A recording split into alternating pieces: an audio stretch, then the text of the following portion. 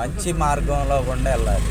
రోడ్డుని ఏ విధంగా అయితే రోడ్డు ఎటు బాగుందో చూసుకుంటా చంద్రబాబు మంచి మార్గంలోకి తీసుకెళ్ళాలి. కాళ్ళు బాగుంటే ఎటైనా పరిగెత్తాం, కాళ్ళు బాగాపోతే ఏం చేస్తాం, అక్కడే కూర్చుంటాం. అట్లానే మన లైఫ్ స్టైల్ కూడా ఇలానే ఉంటుంది. రోడ్లాగా మన లైఫ్ స్టైల్ కూడా, మన జీవన సరళి కూడా ఇట్లానే ఉంటుంది.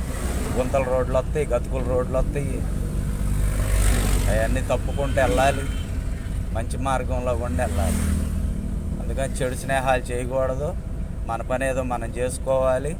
చక్కగా మంచి బాట వేసుకోవాలి, పూల బాటలాగా. రూపాయి జాగ్రత్త చేసుకోవాలి, రూపాయి సంపాదించుకోవాలి, ఖర్చు పెట్టుకోవాలి అవసరాలను బట్టి. రూపాయి ఉంటేనే గౌరవిస్తారు ప్రతి ఒక్కళ్ళు. రూపాయి లేకపోతే ఎవడో గౌరవీయుడు.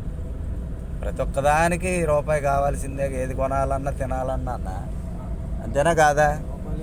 రూపాయి లేకపోతే ఏమి ఉండదు, శూన్యం. నాకు